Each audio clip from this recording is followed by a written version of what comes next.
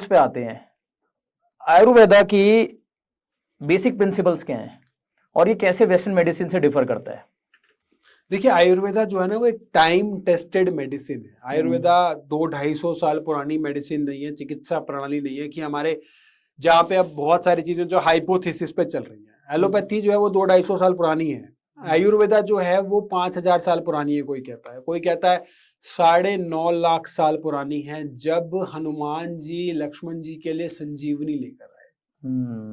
तो क्या करा था उन्होंने? उन्होंने उस संजीवनी को सिर्फ लक्ष्मण जी को सूंघाया था, और सूंघने के कारण लक्ष्मण जी जो मूर्छित थे वो जीवित अवस्था में आ गए।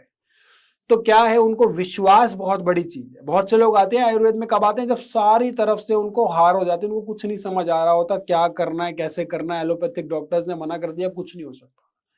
तब वो जाके आयुर्वेद की शरण में आते हैं। उस समय आयुर्वेद भी क्या कर सकता है? अगर आप शुरू के समय आ रहे हो, आपको पता है बीमारी है, बीमारी का इलाज करने का समय है, तभी तो ट्रीटमेंट पॉसिबल है ना। बदनामी कहाँ हुई? जहां आप आखिरी में आ गए, यहाँ फायदा नहीं हुआ कुछ। लेकिन वही चीज अगर आप पहले कर लेते तो बहुत ज्यादा बेनिफिट होता।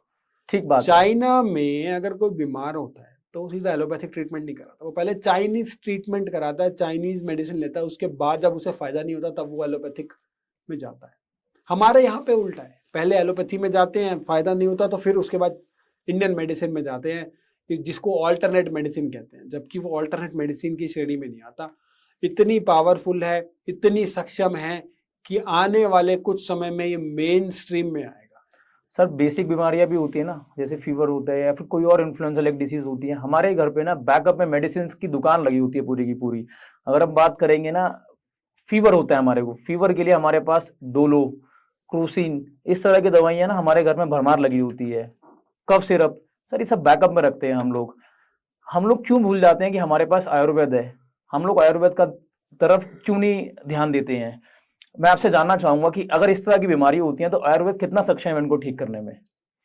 देखिए, पता है क्या होता है, आप किसी डॉक्टर के पास जाते हो ना, अगर वो आपको 10 दवाइयां लिख दे और 20 टेस्ट लिख दे तो आपको लगता है बहुत बड़े डॉक्टर में आए, क्योंकि वो 5 स्टार फैसिलिटी में बैठा है और वहां पे उसने आपको 10 टेस्ट लिख दिए और 20 दवाइयां लिख दी, तो आपको लगता है कि बहुत बढ़िया डॉक्टर है, बहुत अच्छा लेवल का डॉक्टर है। दूसरे डॉक्टर पे आप जाते हो, थोड़ी नॉर्मल जगह पे बैठा है, 5 दवाइयां लिखी है, 60 टेस्ट लिख के, तो थोड़ा कम डॉक्टर है। तीसरा होता है कि जिसने बिल्कुल ही कम दवाइयां लिखी, वो और थोड़ा नीचे श्रेणी का डॉक्टर है।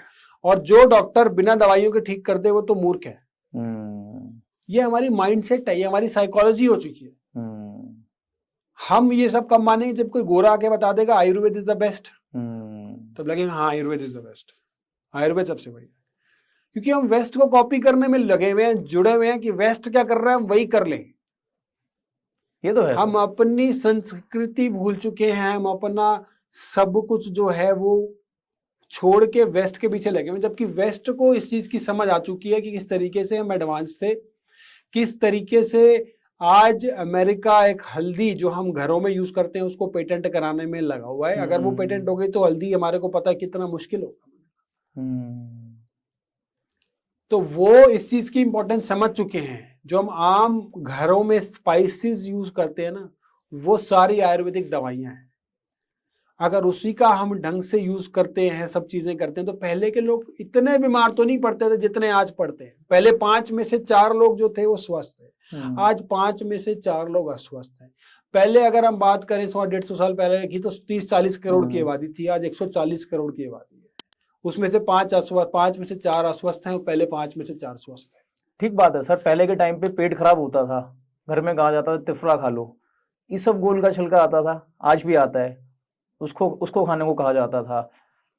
जुकाम हो गया, काढ़ा पीने को कहा जाता था, या फिर फीवर हो गया तो कहते थे फ्रूट जूसेस पियो, नारियल पानी पियो। कितनी सही चीजें थी। और मतलब कहते थे ना, इन सब चीजों को लेने के बाद एकदम चकाचक हो जाता था इंसान। बट आज के टाइम पे क्या है, डॉक्टर के पास कंसल्ट करते हैं छोटी छोटी चीजों के लिए और वो वहां पे एलोपैथिक मेडिसिन दे देते हैं और वो बीमारी ठीक नहीं होती है सर, प्रोलॉन्ग करती रहती है। जितनी दवाइयाँ ये जो फास्ट फूड की चेनों पे लगी हुई हैं, जो हमारे जंक फूड की चेनों पे, उतनी ही भीड़, उतनी ही लाइनें डॉक्टरों के यहाँ पे लगी हुई हैं। जितने भी ये बैठे हैं चेन्स वाले, जितने की फ्रेंचाइजी आउटलेट खोल के बैठे हुए हैं खाने पीने के, उतने ही डॉक्टर्स और केमिस्ट की लाइनें हैं। आप एक बार एनालाइज करना कि किस तरीके से दोनों चीजें साइमल्टेनियसली इंक्रीज करती चली जा रही है। हमारा लाइफस्टाइल कितना गड़बड़ हो चुका है, कैसे हम पहले जो थे, पहले के समय हम जब गुलाम थे तो स्वस्थ थे, आज हम अस्वस्थ हो गए। मतलब अगर हम पहले के लोग ज्यादा स्वस्थ थे तो पहले लोग शतायु हुआ करते थे, आज जो है 60-65 साल की एक रिपोर्ट आई थी कि एवरेज एज हो गई है। जापान में 1 लाख से ऊपर लोग 100 वर्ष के ऊपर की आयु के। हमारे भारत में भी पहले इसी तरीके से चीजें हुआ करती थी, स्थिति हुआ करती थी, लेकिन हमने अपनी डाइट चेंज कर ली, डाइट हमने इंटरनेशनल कर ली, वेस्टर्नाइज हो गया सर। सब कुछ हमने अपना चेंज कर लिया। उठने बैठने का टाइम हमारा जो है वो सूर्य के अनुसार नहीं है, खाने पीने का टाइम हमारा उसके अनुसार नहीं है। हम इन सब चीजों को अगर एडवांसमेंट समझ रहे हैं तो हम अपने शरीर को खोखला करते चले जा रहे हैं।